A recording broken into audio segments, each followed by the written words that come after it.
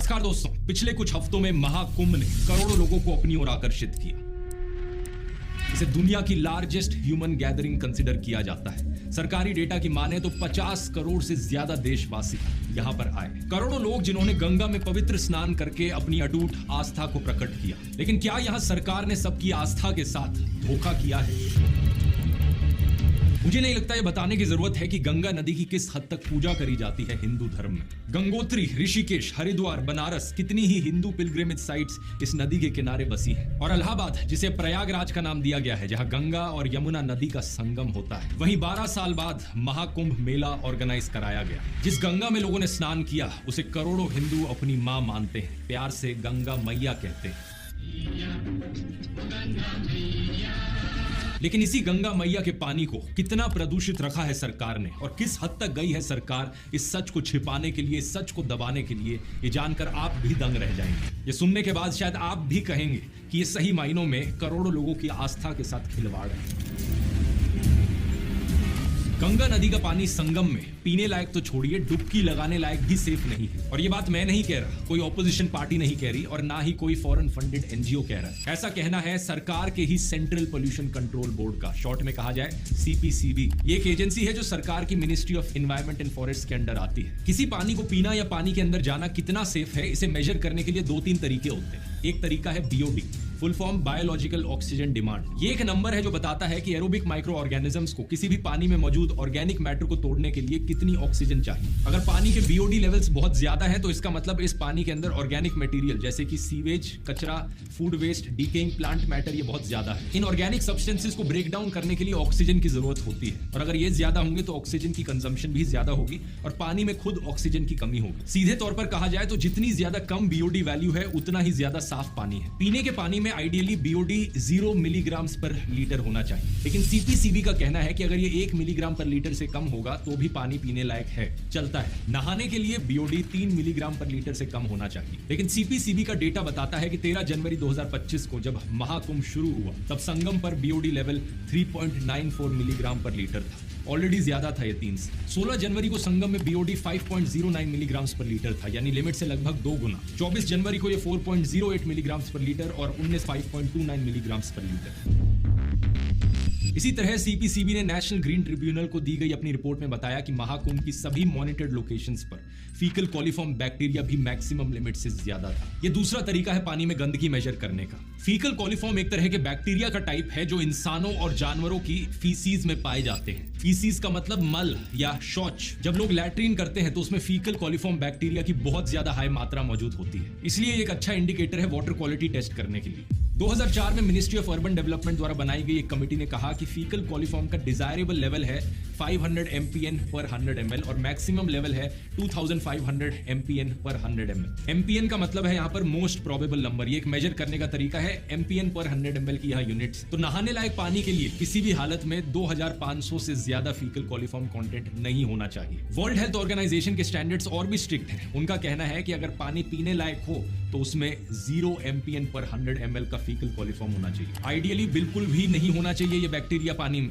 लेकिन eight worst नहाने लायक होने के लिए यहाँ हम 2500 की लिमिट मान लेते हैं। महाकुंभ में फीकल कॉलीफॉर्म कंटेंट कितना था, यहाँ CPCB की वेबसाइट देखिए जरा। 20 जनवरी को संगम में इसका लेवल 49,000 MPN पर 100 ml पाया गया। यमुना नदी का पानी संगम से जस्ट पहले 33,000 MPN पर 100 ml पाया गया। 4 फरवरी को गंगा नदी शास्त्री पुल पर 11,000 MPN, संगम पर 7,900 MPN। सरकारी वेबसाइट है, मेरी बातों पर यकीन नहीं होता तो इस वेबसाइट का लिंक नीचे डिस्क्रिप्शन में है, खुद जाकर डेटा को देख सकते हैं। ये डेटा बहुत ज्यादा ऊपर नीचे होकर वेरी कर रहा है। यहाँ इस बात का ध्यान रखिए कि सरकार ने महाकुंभ के दौरान कई बार फ्रेश वाटर रिलीज किया ताकि पॉल्यूशन को डाइल्यूट किया जा सके। गंगा नदी को साफ नहीं किया, टेम्परेरी गंदगी को छिपाने के लिए, उसे डाइल्यूट करने के लिए साफ पानी डाला गया नदी में। इन आर्टिकल्स को देखिए, जो सीवेज ड्रेन्स नदी में बह रही है असल में वहां से ये फीकल कॉलीफॉर्म आ रहा है। जैसे कि जोंधवाल ड्रेन जिसमें फीकल कॉलीफॉर्म की मात्रा 92 लाख MPN पर 100 ml थी। इसी तरह राजापुर ड्रेन और सलोरी ड्रेन में इसकी मात्रा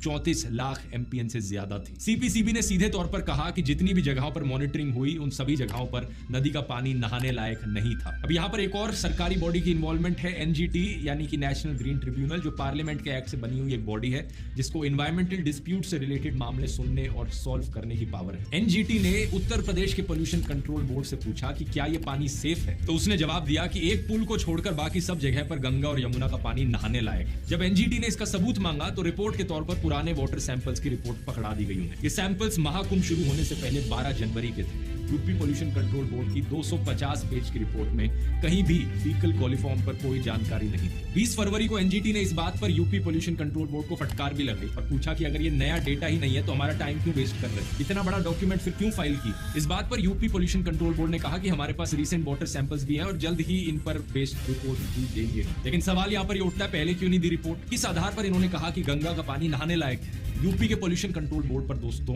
गंगा की वाटर क्वालिटी चेक करने के लिए अनसाइंटिफिक मेथड्स इस्तेमाल करके गलत रिपोर्ट्स देने का भी आरोप लगा है। सेम जगह से जहां से इन्होंने सैंपल्स लिए थे, इनके बाद आईआईटी वाराणसी और बनारस हिंदू यूनिवर्सिटी ने भी सैंपल्स लिए और रिजल्ट्स में अंतर देखने को मिला। इसी चीज को लेकर 2022 में इलाहाबाद हाईकोर्ट ने इन पर सवाल भी उठाए थे। आपको यह समझना होगा कि यह कोई मजाक की बात नहीं है। इतने पॉल्यूटेड पानी में नहाने से स्किन डिजीजेस, गैस्ट्रोइंटेस्टाइनल इन्फेक्शंस और बाकी हेल्थ प्रॉब्लम्स हो सकती है। स्पेसिफिकली अगर फीकल कोलिफॉर्म कंटेंट ज्यादा होता है पानी में तो इस पानी से आपको कोलेरा, हैजा हिंदी में जिसे कहा जाता है, टाइफॉइड और हेपेटाइटिस जैसी बीमारियां हो सकती हैं। 2022 की सीपीसीबी की रिपोर्ट के अनुसार तो इंडिया में जितने भी वाटरबोर्न डिजीजेस हो रहे हैं 70% बीमारियों के पीछे कारण सिर्फ नदियों का ये वाटर पोल्यूशन है। महाकुंभ के बाद भी ऐसी कुछ रिपोर्ट सामने आई है। दिल्ली के इंद्रप्रस्थ अपोलो हॉस्पिटल के एक सीनियर कंसल्टेंट ने एएनआई को बताया कि कुंभ से लौट रहे लोगों में मेडिकल प्रॉब्लम्स देखी जा रही हैं। लूज मोशंस और वॉमिटिंग जैसी कई दिक्कतों के साथ लोग हॉस्पिटल आ रहे हैं। उन्हें ऐसा बुखार भी आ रहा है जिसका ओरिजिन नहीं पता। डॉक्टर ने कहा कि कुंभ से लौटे लोगों में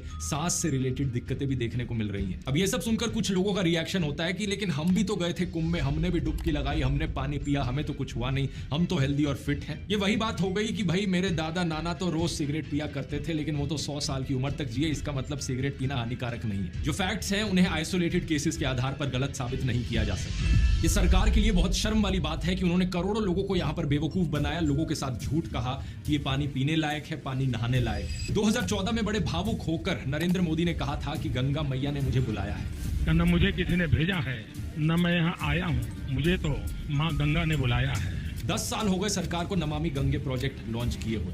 33,000 करोड़ रुपए सरकार ने खर्च किए थे गंगा की सफाई करने के लिए 2023 तक। 2024 तक ये नंबर 40,000 करोड़ रुपए से ऊपर जा चुका है। लेकिन क्या रिजल्ट निकला उसका? अगर ये पानी नहाने लायक तक नहीं है तो क्या कोई सफाई हुई भी है यहाँ पर? ये पैसा सिर्फ करप्शन में तो नहीं उड़ा दिया गया? और सफाई करना तो बहुत दूर की बात है, सफाई नहीं हुई तो कोई भी समझदार पॉलिटिशियन कहेगा कि माफ करना मैं साफ नहीं कर पाया। लेकिन इस सरकार की बेशर्मी इतनी ज्यादा है कि ये मानने को ही तैयार नहीं है कि गंगा नदी प्रदूषित है। उत्तर प्रदेश के मुख्यमंत्री आदित्यनाथ ने कहा कि संगम का पानी पीने और नहाने दोनों के लिए ठीक है। संगम का जल स्नान करने लायक भी है और आचमन करने लायक भी है। इन्होंने इस फीकल बैक्टीरिया होने की बात को नजरअंदाज कर दिया। इन्होंने कहा कि UP pollution control board regularly पानी की क्वालिटी चेक कर रहा है और 20 फरवरी को बीओडी लेवल्स 3 से कम थे। उत्तर प्रदेश जो पोल्यूशन कंट्रोल बोर्ड है, आज की जो उनकी रिपोर्ट है कि संगम और उसके आगे पीछे जो बीओडी है वो 3 या उससे कम है। लेकिन 20 फरवरी को ही एनजीटी ने यूपी पोल्यूशन कंट्रोल बोर्ड को पुराना डेटा देने पर फटकार लगाई थी। और जब सरकार यहां पर मुंह दिखाने लायक नहीं बची तो इन्होंने इससे बदतर एक और चीज कर दी।